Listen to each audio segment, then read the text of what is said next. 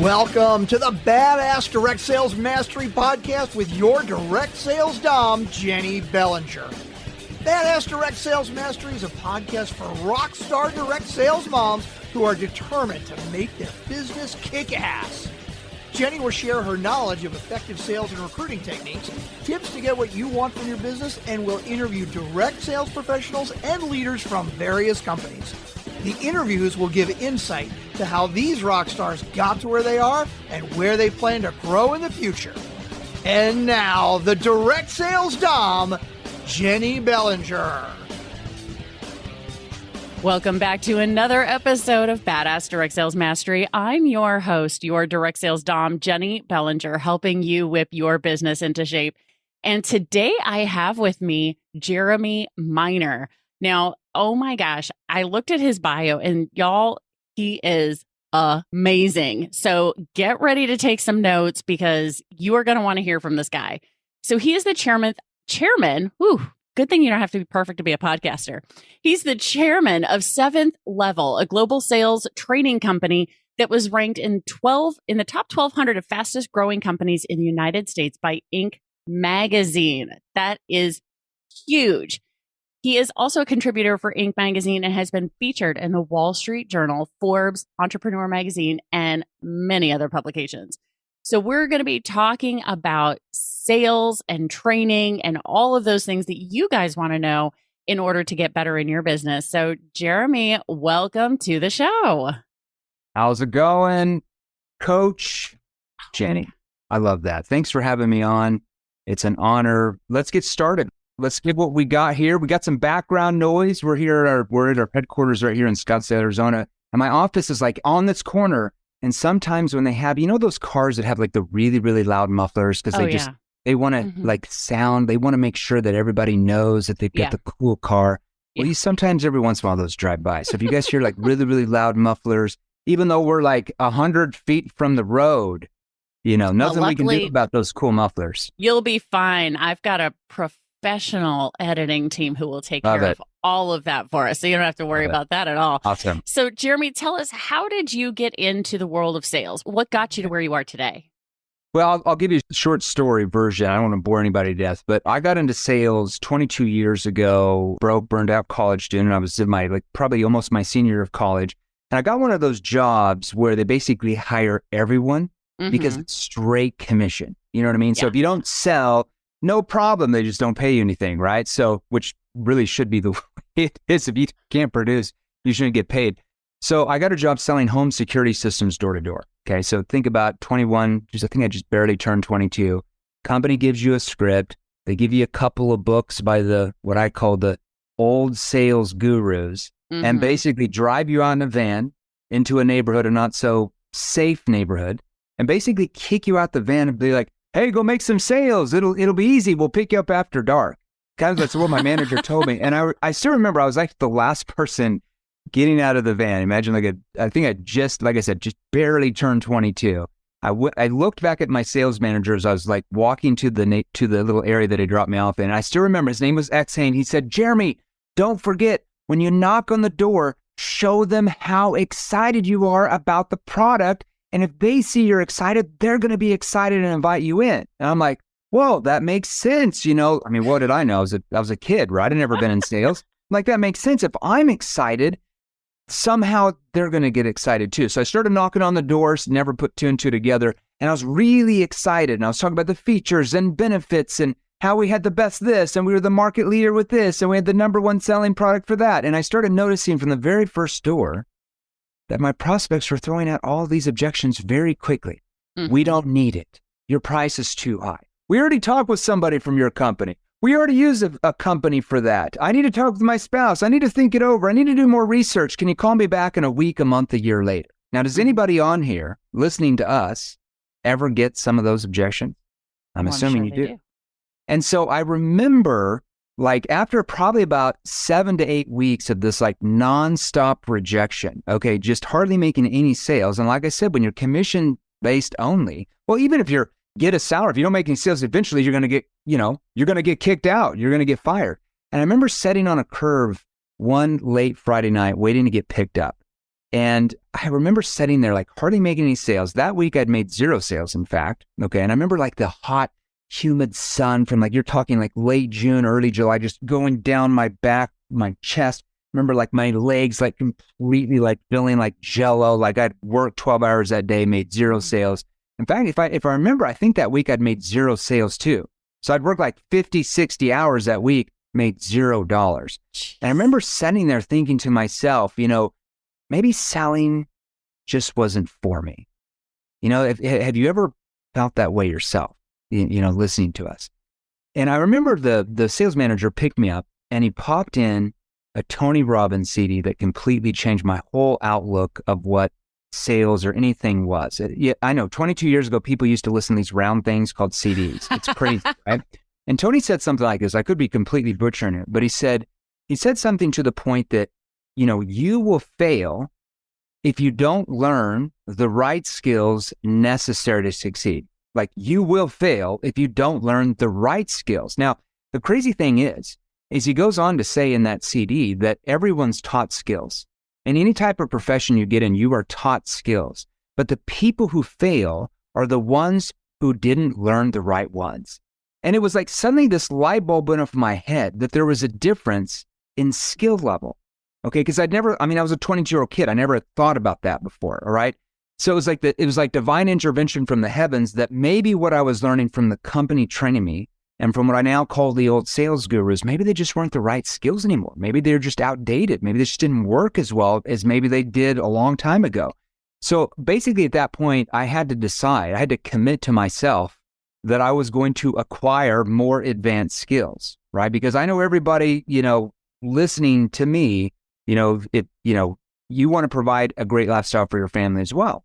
And so I remember at the same time, this was all going on. I was in college and my major is behavioral science and human psychology, right? So behavioral science, just not to get into the scientific terms of it, because it's, kind of mumbo weird stuff. But basically, if you pull back what behavioral science is, it's the study of the human brain and how we make decisions as a society and individuals. Okay, how we're influenced to go left instead of right, to say no instead of yes, which is basically selling. If you really think about it, it's persuasion. And I remember my professors, okay, one of them was a gentleman by the name of Robert Cialdini. Have you ever heard of Robert Cialdini? Yes, Yeah, I have. He's written some really big books on behavioral science, persuasion. There's one, called Influence. There's another one called Persuasion. You might have read some of those. That was one of my professors that I learned from. And I remember Robert and several other professors I was learning from were basically saying that the most persuasive way to communicate was like over here. I know everybody can't see right now, but I'm like going all the way to my left. But the sales gurus that I was reading in their books, they were saying it was here, like complete opposite. So it was like a conflict in my brain. Like, okay, behavioral science is saying it's here. Sales gurus are saying it's here. I'm like, this doesn't make any sense. Like, what am I supposed to do? Which path do I go down? So I'm like, how do I take the theory of behavioral science and how the brain makes decisions, and how do I wrap that in to a sales process? Because from before that, there really, from what we've seen, there really wasn't a sales process around that. It was more like a theory with some hints, but no like really structured sales process. And so that's what I had to do because I didn't have a choice. I wasn't making much money. So very quickly, I started learning techniques that worked with human behavior that caused my prospects to pull me in rather than me trying to push. And I'm not kidding you, like within like a week, selling started to become very, very easy and extremely profitable. And that's kind of how I got into the whole sales game right there. Oh, I love that because my background is also psychology. So I love how we're going to get along really good. Oh, yeah. I love how the human brain works and how you can make sure that, you're really, truly communicating with the other person on the other side, right? So you get to the point where you're really successful in sales now. Yeah, some would say. Yeah. So what is it that you're finding is the most effective way to reach out for a beginner salesperson who might be listening to this, or maybe someone who's maybe not just getting started, but maybe they're a few months into their business. Maybe they're a year into their business. Yeah. What's that first sales skill that they should be focusing on learning right now? the first sales skill you have to master if you really want to be successful in sales, and I don't care if you're already doing good. Let's say you already make $200,000 a year in commissions, okay? How are you going to get to 400? How are you going to get to 500 or 600? How are you going to get to 7 figures a year? I know a lot of your listeners are in network marketing. We train thousands in that space. I bet we have hundreds that are making close to 7 figures or more at this point that started down at the bottom. But the biggest thing you have to do in this profession, earning profession, is learn how to disarm your prospect, which causes them to let their guard down. Okay, we call that the ABDs of selling. Always be disarming. I think one of the things that, and I hate to say this, but in the network marketing profession, one of the biggest mistakes we see so many business owners and leaders say is like, you don't have to sell anything. Like, just get them to talk to us. We'll do all the selling for you, or, the product sell itself, or whatever excuse it. Look, nothing could be further from the truth. If you want to make a lot of money in direct sales, you have to learn how to communicate, period. You're not going to be able to hand out stuff and then all of a sudden everybody just signs up. It's not the way the brain works. Human beings do not buy on logic. They only buy on emotion. But I mean, behavioral science, brain studies have proven that. There's really no debate among scientists on that. So I think one of the biggest things that people come into direct selling is they just get really hyped up. And I get it. The owners, leaders want them to get hyped up, get in and everything. But the problem is that wears off very quickly when you don't know what to say and ask. That causes the prospect to want to open up and engage. Okay. And that's why there's such a high attrition rate in the space for that reason. I'm just being real with everybody, right? Oh, yeah. Because, I think the biggest problem in sales is the problem that you don't know you have. Because if you don't know what your problem is, then how do you ever fix it, right? So I think so many people get hyped up and they come out of the gate swinging. They're so excited about what they sell, and they hear a problem that one of their friends or neighbors or a lead has, and they just jump right in with their solution. Okay, somebody complains to them about their job. Let's say you're in like network marketing, like you got a friend and you're driving the car, like, oh my gosh, like, my boss lowered my pay. Oh, really? Oh, I've got something really exciting for you. Let me tell you about, and then 1 minute later, they're like, oh, is that network marketing? Yeah, I'm not interested. We don't have enough money. Yet they just told you they had a problem. It's like you're going into pitch mode like way too early. All right. And I know a lot of people, when I say like, hey, like, stop being so excited about what you sell. That doesn't mean you're not excited internally, but you got to keep that to yourself, right? Because as human beings, our society, because we're constantly being sold to all of the time. You get on social media, you see what? Ads trying to sell you something. You turn on the TV, commercials trying to sell you something. You turn on the radio, commercials trying to sell you something. Drive down the road, billboards trying to sell you something. I mean, you're constantly being sold to all the time. So as a society, we have certain things that are just hardwired into our brain that the moment we feel there's certain words that we hear or certain questions that are asked or just anything, the moment we feel we're being sold to, our guard automatically comes up. And it doesn't matter if they're like, hey, you just won $1 billion in the lottery, we would say not interested, simply because that person on the other end of the phone has triggered fight or flight mode, okay? So a lot of people, when I say that, they're like, well, Jeremy, no, I have to be excited about what I sell. I agree. Just keep it to yourself. Because here's one thing we have to understand. This is just kind of behavioral science 101. Typically within like the first even 5 seconds of a conversation, 7 to 12 seconds of every sales interaction you're in with a human being, your prospect, just so you all know, is picking up on your verbal and nonverbal cues from you, the social cues, okay? They're subconsciously picking up. We can't help it as a human being. So they're picking up on your verbal and nonverbal cues based on your tonality and what you are saying and asking that triggers their brain to react in one of two ways. And that's really scary. Now, if we come across overly excited, if we come across needy, everybody knows what I mean, because you can tell when you're needy on a call or a conversation. You feel the neediness come out of you, right? And you come across, let's say, attached, and you don't understand the right questions to ask. You don't understand the right tone. It triggers the brain to, like I mentioned, go into fight or flight mode. That's where the prospect you're talking to tries to get rid of you quickly. Oh, I'm too busy. Can you call me back later? Oh, I don't think after all, that's probably too much money. Or, I don't have much time for that. Or I don't need it. Or, I'm good. Or, let's say you get on in a sales conversation or whatever. And they're like, like, let's say it's a stranger, like, hey, enough of the questions, like, how much does it cost? Right? You're just triggering that by the way you're coming across. Okay. Now, once you learn how to come across more neutral, And what I mean by neutral is more unbiased. Like you're not quite sure you can even help yet. You don't know enough about their situation. Okay, you're not saying that, but that's how you're coming across. You come across more calm, more collective, and especially, here's the key word, detached. Detached. You understand the right questions to ask. You understand the tone. It triggers the brain to become curious enough where the other person actually wants to engage. Okay, they want to open up to you because they feel like you might have something really important that they might not know what it is yet, but there's something different about it. Okay, it's like you're coming in with more of a status in their brain, so it must be really important. Okay, if you come across too pitchy, too excited, all it does is lowers your status in their brain immediately because you're just like a salesperson trying to sell them something, right?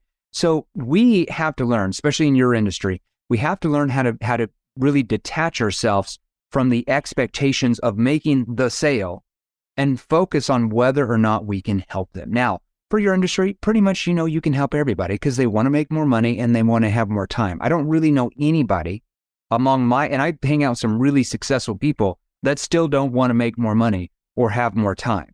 Imagine if they're not that successful, right? They want to make more money. It's on their mind all the time. They want to make more money. They want to have more time. So what I mean, when you get in your conversations, I don't mean like your goal is not to get the sale. Of course it is, because you can't help the prospect without them purchasing your solution to get where they want to be. But you have to keep that to yourself, because the moment, like I said, the prospect feels you are trying to sell them is the moment they emotionally shut down, stay surface level, and then at the end say, well, I need to think about it. See, does that make sense? That's one thing we have to learn. Always be disarming. How do we get them to let their guard down?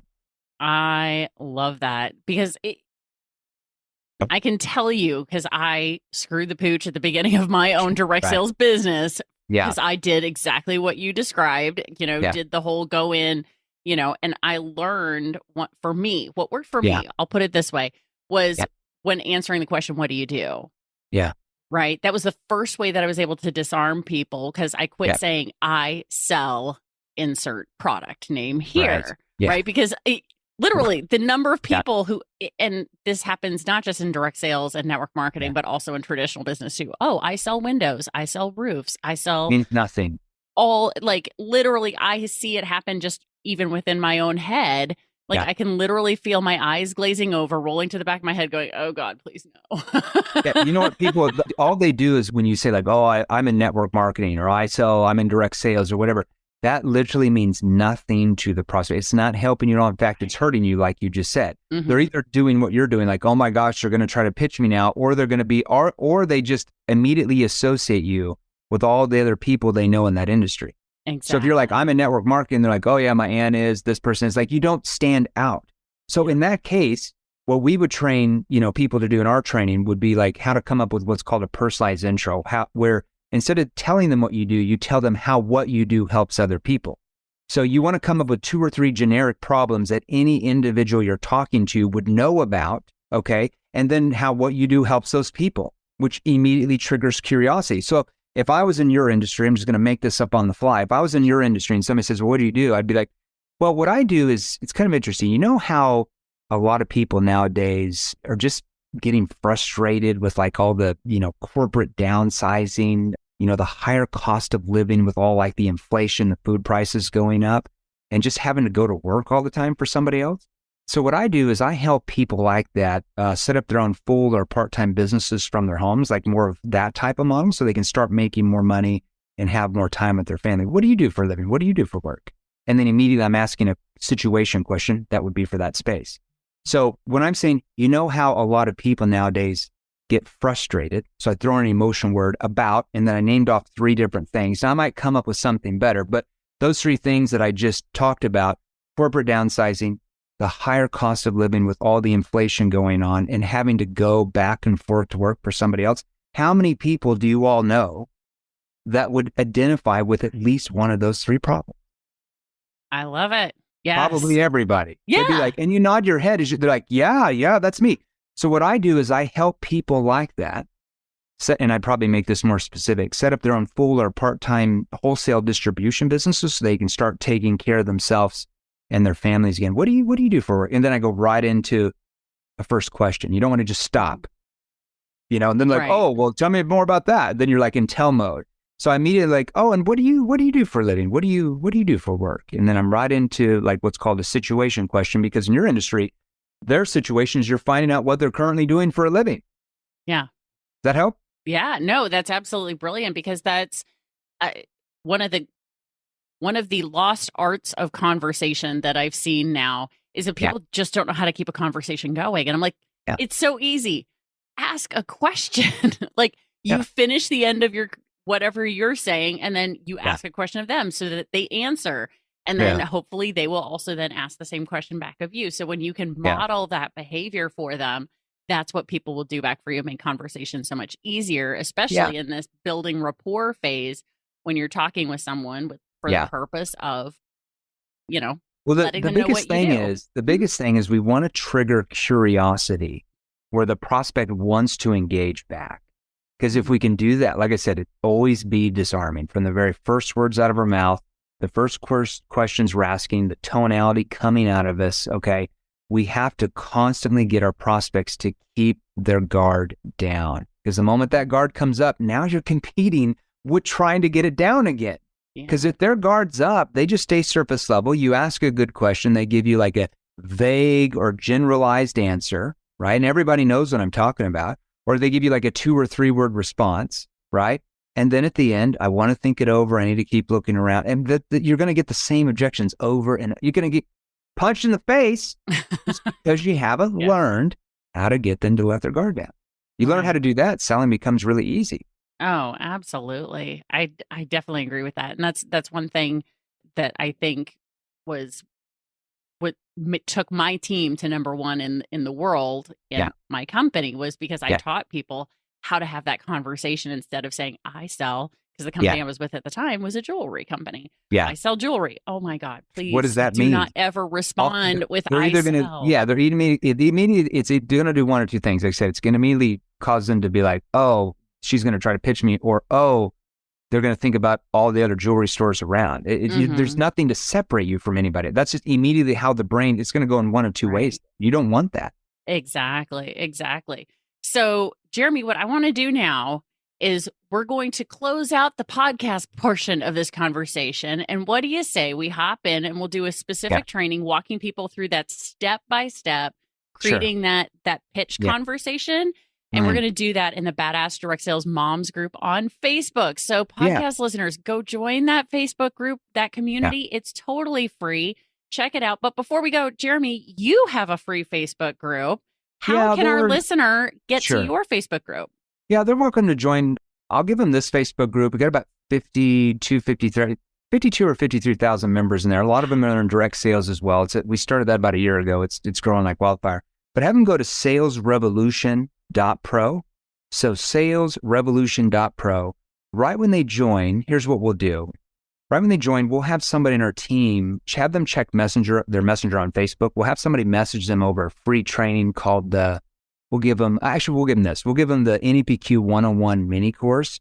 It's just a list of different questions they can ask for different sales situations they're going to be in that will help them sell more.